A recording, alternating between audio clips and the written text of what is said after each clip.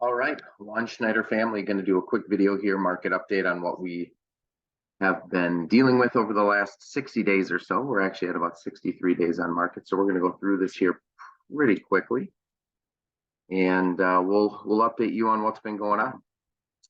So real quick, I always like to go over what the difference between value and pricing is. Value, of course, are the features and benefits that a home offers relative to its asking price.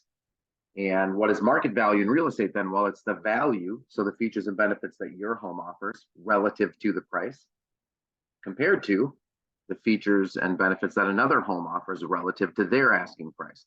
So real estate is really it's a ruling out process, right? We rule out the homes that we wouldn't buy. And then the cost of real estate, I always like to talk about this too, especially with the rates increasing. The cost is the amount to obtain a mortgage, the interest rate, the monthly cost, as well as the down payment. Okay, we've had some pricing conversations already. I'm going to move this over here. Had some pricing conversations. Our original meeting, the research had showed somewhere between 375 and 400. Now, when we had that meeting, the active market, again, thinking about the value of real estate, the value of real estate, again, is relative your home to what's actively for sale at that moment in time.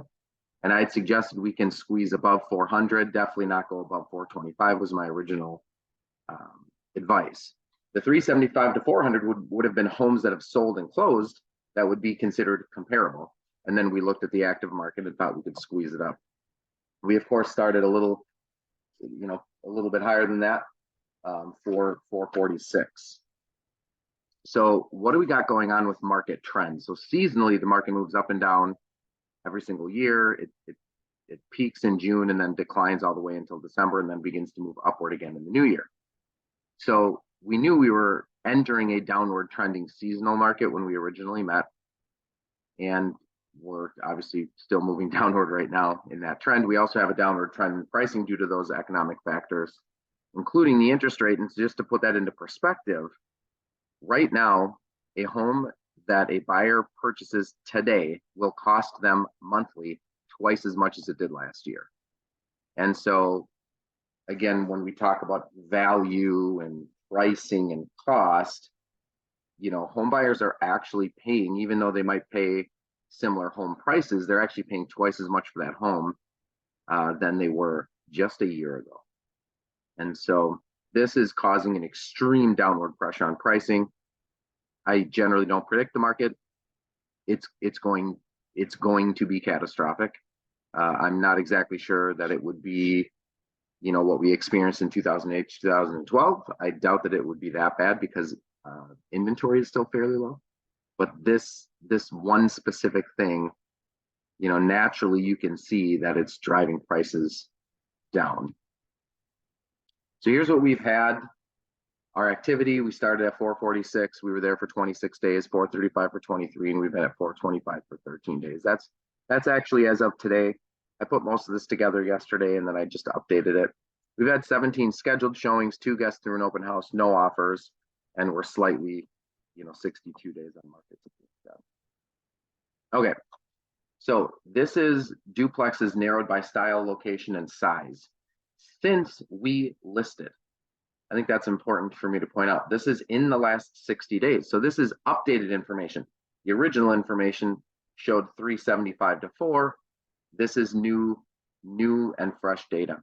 There's 7 duplexes for sale. Let me do something here quick. Yep. All right, I want to start here actually. This is within 5 miles. 55 duplexes for sale, 330 price, 4-bed, 2-bath. The 2,100 square feet, that's above grade square footage. And they've been on the market for 69 days. If you look at the pending market, there's been 20 homes that are pending. Duplexes, again, 312, 4-bed, 2-bath, slightly larger, and they sold slightly faster. If you look at the sold market, you've got 42 homes sold, 19,000 for a price, 5-bed, 3-bath, 2,200 square feet, 45 days to the offer. So what do we see when we look at active, pending, and sold here? You see that the price actually moves slightly downward, or the size of the home moves slightly upward, or the value moves slightly upward, like there's more bedrooms and more bathrooms as we get to the sold. In other words, the price about the same, 315 to 330. That's pretty close. But you can see the homes are getting larger with more beds and bathrooms, selling for slightly more money. And so that's something I like to point out. Now, if we narrow, this is all within 5 miles. If we narrow it within 1 mile, you've got 13 sold. The price jumps up, 5 bed, 3 bath, 2320 on the square footage in 48 days on the market. So this is your, since we've listed, 13 buyers have bought duplexes within a mile for an average price of 350. And 5 bed, 3 bathroom, 2,300 square feet. That is as best undoubtedly you can see that that's the value of the real estate market right now within your market area. Now we narrow down a little bit closer here. So there's 7 duplexes currently for sale that are 438. Of course, that includes ours, 5 bed, 3 bath, 27 days on market on average. If you look at the pending, you can see it goes down to 386. Now, pending again are buyers that have bought, but it hasn't closed yet. So you got 386, 5 bed, 3 bath, 2,350 square feet. And then we have sold, it goes down to 360, 7 bed, 4 bath, 2,400 square feet.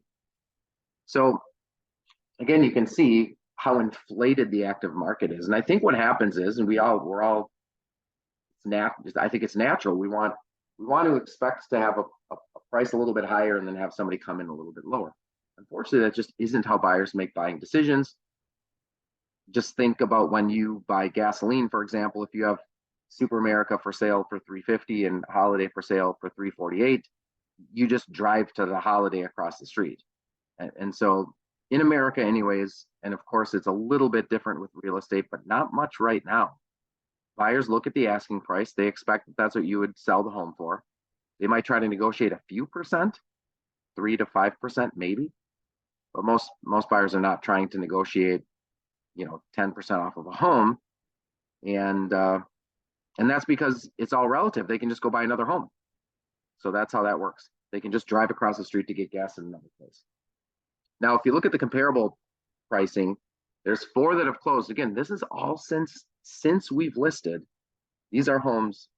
When I say comparable, I mean they're like similar style, similar location, similar size. Condition might be slightly different. You can also see that it's a little bit larger. You're talking about 6 bed, 4 bath homes, 2,400 square feet on the upper 2 levels. We're 2,200 square feet, 2,100 square feet, something like that. So 4 buyers have bought a nearly identical duplex as far as market value goes in the last 60 days for 365. So what do those homes look like? So here's one right here in St. Paul.